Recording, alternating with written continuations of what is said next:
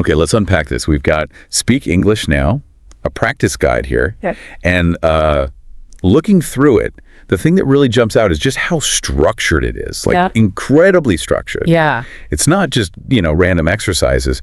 It's a very specific, timed plan for actually improving your spoken English. And that deliberate structure, that's what's interesting, isn't it? For anyone feeling a bit lost about, well, how do I actually practice speaking? A guide like this gives you a concrete path. Right. It cuts through the confusion. It tells you what to do, how to do it, and even how long for each bit. Exactly. No guesswork involved, which can be really appealing. So our mission for this deep dive is exactly that. Yeah. Let's walk through this guide's step-by-step method, look at the exercises it suggests, and try to understand why it's set up this way. Sounds good. It lays out this pretty comprehensive plan, says it's across 12 parts. 12 distinct parts, yeah. And it gives suggested times for each, adding up to about, 4 hours of practice? Wow. Okay, so it's like a full workout session, but just for your speaking skills. Pretty much. It's designed to really activate your spoken English. Okay, so it breaks it down quite a lot then. Let's explore these parts and see the logic behind it all. All right, kicking things off at the very start, part 1, introduction. The guide says 20 minutes for this. Okay. And the focus here is on those really fundamental self-introduction phrases. It's super explicit. Look like what specifically? It lists the topics you should actually speak out loud about. Your name, where you're from, job or studies, favorite food, color, movie, even a hobby you like. The basics. Exactly. And it gives you the sentence structures too. My name is Bisonate, I am from Chair. Or maybe I work as a chair. Things like that. Right. Starting with yourself. It feels natural, doesn't it? It's usually the first thing you need to say. Absolutely. It's the most practical place to begin. And what's the instruction? Just say them. The main thing it says is, repeat these sentences 2 or 3 times and try to get faster each time. Ah, okay. So it's not just about knowing the info. It's about building that speed, that automaticity with the basic patterns, training your mouth and brain right from the start. Makes sense. Okay, moving on then. Part 2 is everyday vocabulary, also 20 minutes. All right. Here, the goal shifts a bit. It's about getting common words into simple sentences. Okay, how does it approach that? We use themes, which is pretty common. Starts with food lists, words like apple, banana, rice, chicken, tea, breakfast, lunch, dinner, daily stuff. Yeah, essential vocabulary. And critically, it gives you simple sentences to use these words in, like I eat rice for dinner, or I drink tea every morning. Okay, so putting it straight into context. Yep. Then it does the same for another theme, weather. Words like sunny, cloudy, rainy, hot, cold. And again, sample sentences like it's sunny today. And the practice method here. It says listen plus repeat. Slow, medium, and then natural speed. So the value there is really practicing vocabulary in context, right? Not just memorizing lists. You're immediately using the words in basic patterns. Yeah, it seems much more powerful than just lists. You're starting to see how the pieces fit together. Okay, building blocks, but also how they connect. Got it. Next up, part 3, short questions and answers.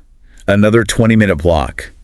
This pushes you into like a basic back and forth. Ah, interaction. Okay. It gives you specific questions you might hear or need to ask. What's your name? Where are you from? How old are you? What do you like to eat? Stuff like that. Standard questions. And then it gives simple example answers to match. I am 25 years old. Or I like pizza. Right. And the guide throws in a challenge here. Ask and answer 10 questions in a row. Like rapid fire. Oh, okay. So that really starts to add the interactive element. Yeah, it moves beyond just saying things at someone. Exactly. And practicing both asking and answering basic questions, that's fundamental for actual conversation. It primes you for that give and take. All right, so we're about an hour into this hypothetical 4-hour plan now. Yeah. We hit part 4, guided dialogue practice. This one gets 30 minutes. Okay, a longer section. Yeah. Here, the guide gives you a simple scripted conversation, like a basic greeting exchange. Hello, how are you? I'm good, thank you. And you? And introducing names. A standard mini dialogue. Yes. And the key instruction is, speak both parts of the dialogue out loud. Ah, playing both roles. Interesting. It also suggests varying it a bit, different names, maybe different emotions, or adding simple lines like, where are you from? Or, do you speak English? So you're basically rehearsing those first few moments of meeting someone. Exactly. And practicing both roles is smart. It helps you anticipate the flow, You get comfortable with the cues for both asking and answering in those really common situations. That makes sense. Okay, after that comes part 5. Listening and repeating sentences. Another 30 minutes here. All right, so listening and repeating, what kind of sentences? The focus shifts slightly, it seems, to improving pronunciation and maybe remembering slightly longer sentences. Longer than the intro phrases. Yeah, it lists specific everyday sentences like, I wake up at 6:30 in the morning, or I eat breakfast with my family, or I go to work by bus. Okay, daily routine type sentences. Exactly. And the instructions on how to repeat them are pretty detailed. Slowly, then normally, then quickly. And then from memory. From memory, okay, that's a step up. Yeah. And it mentions optionally you could record your voice and listen back. That highlights the listening part, doesn't it? Not just speaking, but developing your ear for how you sound. Right. And repeating from memory, that's a really powerful technique for fluency. It trains your brain to handle bigger chunks of language more automatically. And yeah, recording yourself, invaluable feedback. You hear things you just don't notice otherwise. Totally agree. Okay, next is part 6, role play practice in real life. This gets another 30 minutes. In real life. Okay, so moving towards application. Yeah, this is where it pushes you to simulate like practical everyday situations. Give me an example from the guide. It gives a specific scenario at the store and provides a sample dialogue. Clerk says, hello, can I help you? You say, yes, I want some apples. Clerk asks how many, you answer. Clerk tells you the price, you say thank you. Basic transaction. Very concrete. And then it tells you to practice changes. Change the item you want. I want milk, bread, cheese. Change the quantity. 3 oranges, 1 kilo, 2 bottles. Or even change the place. Try the dialogue at the pharmacy or at the cafe. So it's taking the basic structure and making it flexible. Exactly. It moves the practice into those highly practical contexts you'd actually encounter. That's brilliant. Simulating specific scenarios like that directly prepares you for using English out in the world, for getting things done. You're not just practicing language, you're practicing using it functionally. Yeah, it feels very goal-oriented. Okay, we're entering the 3rd hour now, part 7, describing things around you. This one's 20 minutes. Describing things? Okay. How does that work? This seems to be about generating descriptive language more spontaneously, just using what's right there in your environment. So look around your room. Pretty much. It suggests practicing simple sentences like, this is my chair, the chair is brown, there's a book on the table, my phone is next to my notebook, that kind of thing. Basic observations. And the challenge it sets is, speak without stopping for 2 minutes, just describing your room. That's a neat way to activate vocabulary and practice basic grammar like articles, prepositions, adjectives, just by looking around. Low pressure, too. Yeah, it feels quite creative in a simple way. It's a fantastic exercise for connecting language to real objects and just getting words flowing spontaneously, building those observational language skills. Okay, closely related to that is part 8, daily routine speaking.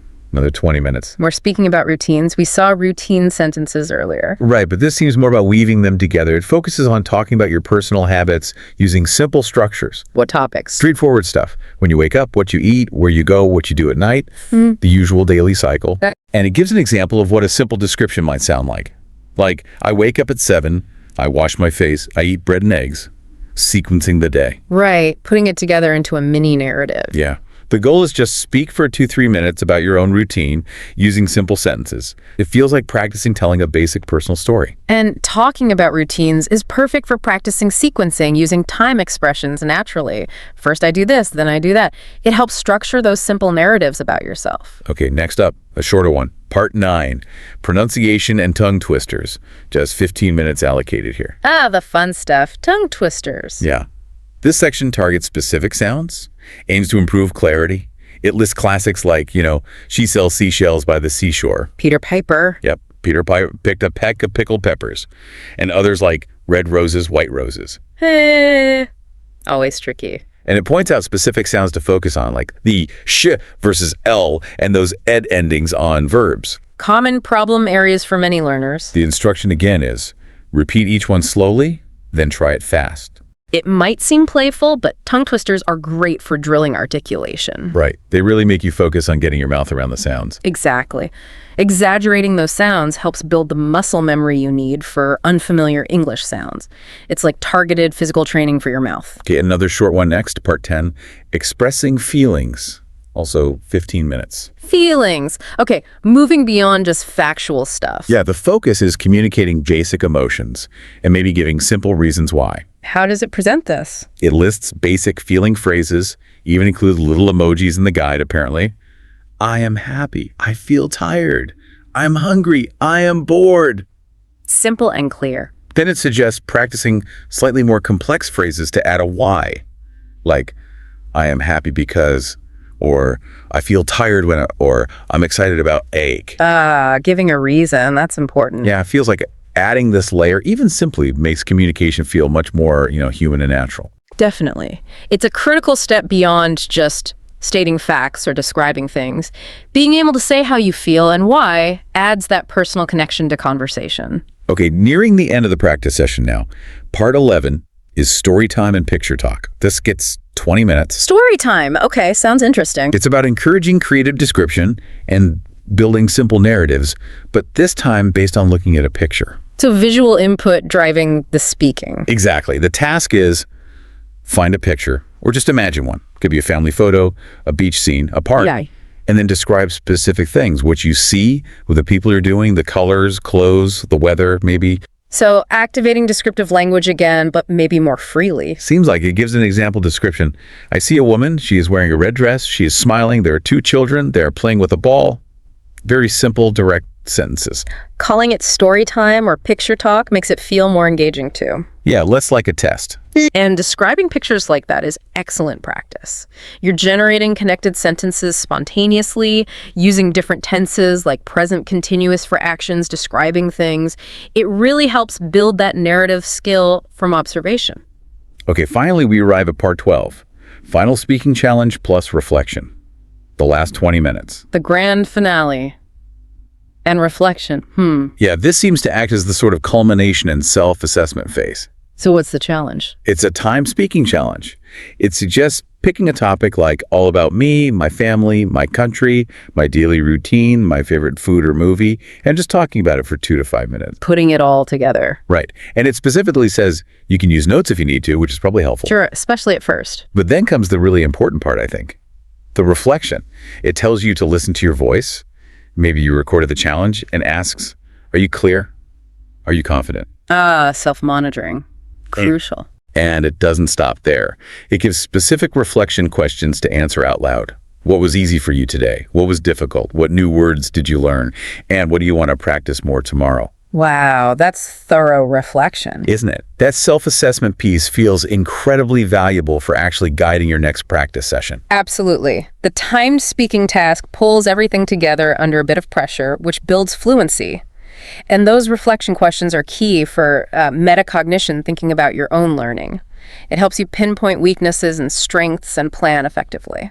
So the guide then just wraps up by summarizing all these parts and their timings again, reinforcing the whole plan. Let's recap those times quickly then. Yeah, it was. Intro 20 minutes, vocab 20, Q&A 20. And then the longer ones. Dialogue practice 30, listening and repeating 30, real-life role plays 30. Okay, about 2 hours there. Then describing things 20, daily routine 20, pronunciation 15, feelings 15, picture talk 20, and the final challenge reflection 20. Totaling that 240 minutes, the 4 hours. Wow.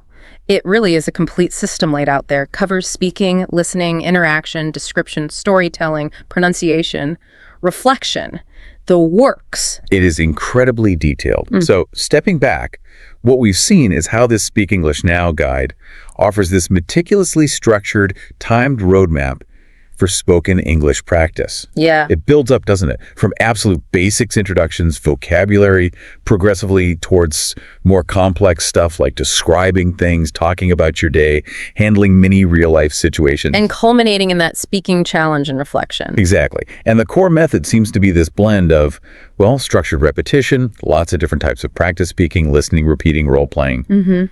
And this really strong push towards self-monitoring and reflecting on your own progress. Yeah, that reflection piece seems key to making the practice stick and improve over time. So this guy gives you this prescriptive, almost regimented routine. It demands you speak, Yeah. and then critical examine how you did. It puts a lot of onus on the learner to follow through and self-assess. It does. Which leads to the final thought for you listening. Does this kind of maybe rigid, but definitely structured, self-directed approach hold the main key to getting fluent? Is the magic in the specific exercises and timings? Or is the real secret maybe simpler? Is it just the discipline of showing up consistently day after day, opening your mouth and actually speaking, and then being brave enough to honestly listen to yourself and figure out what needs work? Something to think about. Yeah. As you consider this whole 4-hour plan we just walked through, what single part, what single exercise feels like it would be the most valuable or maybe the most needed for you right now in your own language journey?